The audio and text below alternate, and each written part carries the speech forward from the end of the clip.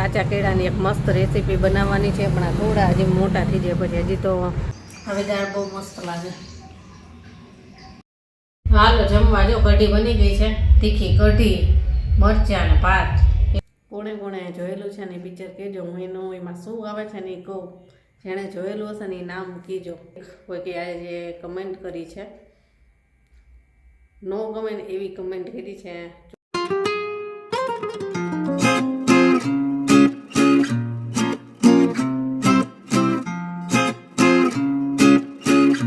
Good morning, જય શ્રી કૃષ્ણ. કેમ છો બધા?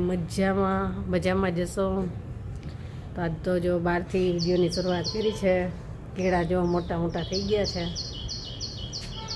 મરચાંમાં કાલે કોઈકે કમેન્ટ કરી હતી કે આને ઊભા મરચાં કહેવાય, કે આમ ઉપરની સાઈડ જ થાય. સરસ થયા છે. કેળામાં તો હજી લૂમ નીકળતી જ છે. અત્યારમાં જો જેની તો ગઈ સ્કૂલે. આજ તો આલુ પરાઠા લઈ ગઈ છે નાસ્તામાં, અને હું કેવીન છીએ ઘરે. કેવીનને હજી રજા છે, વચ્ચે એક દિવસ જવાનું તો આવ્યો, અને પાછું હજી રજા છે. જેની આજે ફરમાઈશ કરીને ગઈ છે કે મગછડી બનાવજે, ભાત ને રોટલી. અત્યારે મારી મગની દાળ પલાળી દીધી અને ભાતે મૂકી દીધા, કેમ કે મારે વિડીયો રેકોર્ડિંગ કરવા બેસવાનું છે. કુકિંગનો વિડીયો કાલે બનાવે, નવો જ નાસ્તોનો વિડીયો રેકોર્ડિંગ કરવા બેસવું છે. તો થોડું ઘણું રસોઈનું કામ પાછું સાથે સાથે થઈ ગયું હોય ને, તો પછી છેલ્લે દોડાદોડી ન થાય, એટલા માટે ભાત મૂકી દીધા, લોટ બાંધીને, અને મગછડી દાળ પલાળી દીધી. એટલે બસ હવે મારે વિડીયોનું કામ પતે ને સીધી જ દાળ વઘારીશ અને રોટલી કરીશ. જો અત્યારે ફૂલ સરસ આવે બધાય. પપૈયા આવ્યા. પપૈયા છે ને અમારે એક મસ્ત રોપો થયો. પહેલાં એક પપૈયાનું ઝાડ હતું ને અમારે, તો લગભગ 100 પપૈયા એક જ ઝાડમાં આવ્યા હતા, અને એ મોટા મોટા બહુ મસ્ત થયું હતું. અને અત્યારે પાછું ઉગ્યું છે. તો ચાલો હવે મારે વિડીયોનું કામ પતાવી લઉં અને પછી કરશું રસોઈ. અને આ કેળા છે ને થોડાક મોટા થઈ જાય પછી છે ને કાચા કેળાની એક મસ્ત રેસીપી બનાવવાની છે, પણ આ થોડા હજી મોટા થઈ જાય પછી. હજી તો નાના છે, હજી થોડાક મોટા થઈ જાય ને પછી બનાવશું એમાંથી મસ્ત મસ્ત રેસીપી. જો અત્યારે હજી આવડા છે, હજી મોટા થાય ને પછી એમાંથી કંઈક બનાવશું સરસ. કેળાઈ જેવો મોટી થવા માંડી છે. હવે એની સાઈડમાં જો કાંઈ ફૂટશે ને બીજી, તો એને બીજી જગ્યાએ લગાવશું. જો આ મરચાં મોટા થયા, આમાં ફૂલ આવ્યા છે. આજ તો છે ને ભરેલો સરગવો બનાવવાનો હતો મારે. કાલે લઈને મૂક્યો તો, બહુ સરસ સરગવો હતો, જાડો. અને ભરેલા સરગવાનો વિડીયો બનાવીશ, પણ જેની કહીને કે મગછડી દાળ ખાવી છે, એટલે કાલે વાત. દાળ પલાળી દીધી છે, અને અહીંયા ભાત થાય છે, ધીમા તાપે મૂકી દીધા છે. એટલું થાય ને ત્યાં મારે વિડીયોનું કામ થઈ જાય. બધુંય બંધ કરવું પડે, બારીને બધુંય, ત્યારે વિડીયો રેકોર્ડિંગ થાય, નહીંતર વાહનનો અવાજ આવ્યા રાખે. વિડીયોનું કામ પતાવી દીધું ને રસોઈ કરવા લાગી. અને કુકિંગ વિડીયો તો નો કમ્પ્લીટ થયો, કેમ કે એમાં રેકોર્ડિંગને બધું કરવાનું હોય ને, એડિટિંગ રેકોર્ડિંગ રહી ગયું, એટલે એના લીધે આજે નહીં વિડીયો અપલોડ કરી શકું, કાલે થશે. રસોઈનો ટાઈમ થઈ ગયો ને એટલે રસોઈમાં જો કીધું ને મગની દાળ. આ દાળને છે ને આ રીતે ખુલ્લી જે બાફી લીધી, થોડી થોડી, એકદમ સાવ ઓગળી જાય એવી બાફવાની નથી, આખી રહીને એવી જ બાફી છે. અને બસ હવાનો વઘાર કરવાનો છે. આમાં છે ને ડુંગળી, પછી ઝાઝા ટમેટાં એવું બધું નાખશું, એટલે સરસ ગ્રેવી થાય. ભાતે થઈ ગયા, અને હવે ખાલી રોટલીના દાળ વઘારવાની બે જ બાકી રહ્યું છે. કેવીને થોડીક હેલ્પ કરતો હતો, એને છાશની કોથળી તોડી દીધી, નાની નાની હેલ્પ કરે. હાલ દાળ વઘારી લઈ. જો દાળ આ રીતની બાફી છે, આખા દાણા રહીને એ રીતે. બસ આને હવે વઘાર કરીને થોડી જ વાર થવા દઈશું.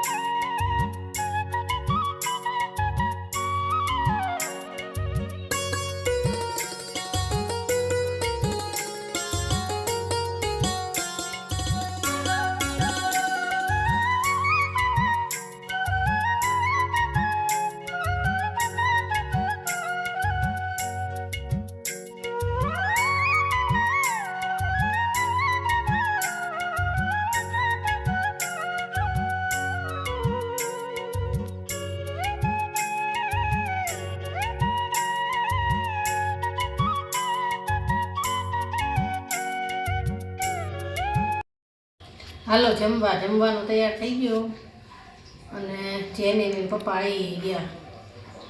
જો મગજરી દાળ, ભાત, પાપડ, છાશ, રોટલી ને મરચાંની ડુંગળી છે. હા, આજે મરચાં બનાવેલી છે. આટલું જમવાનું છે.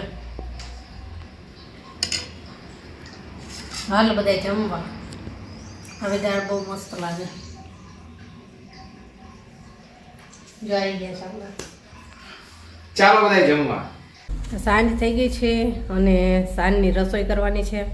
અને આજે કેવીન કીધું તો કઢી ખાવાનું મન થયું છે. હમણાંથી થોડાક દિવસે બનાવી નથી ને, તો ચલો આજ તો તીખી કઢી બનાવી નાખું. ભાત પડ્યા છે થોડાક અને કઢી બનાવી નાખું. રોટલી છે, તો ચલો ફટાફટ બનાવું. તીખી કઢી ખાવાની છે ને બધાને બહુ મજા આવે. તો તીખી કઢી ક્યારેક કરું ને ક્યારેક મીઠી કરું. તો આજે તીખી કરીશું.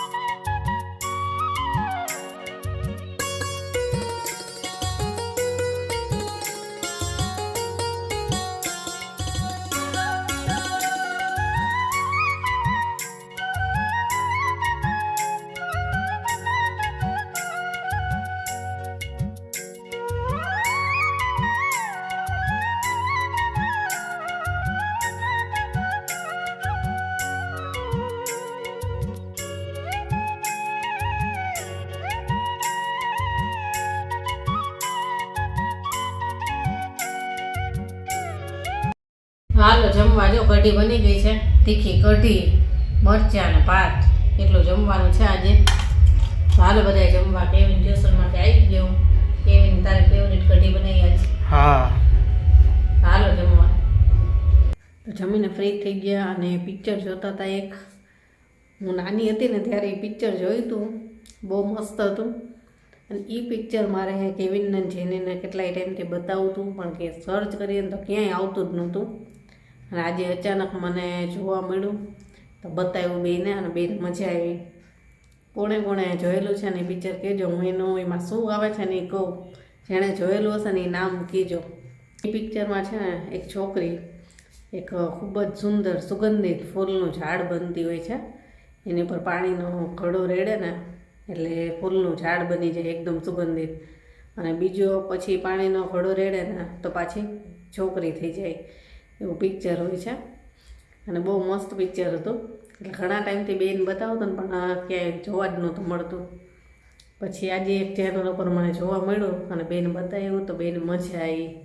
તો કોણે કોણે જોયેલું છે એ પિક્ચર મને કહેજો કમેન્ટમાં. અને એનું નામ શું છે એ કહેજો.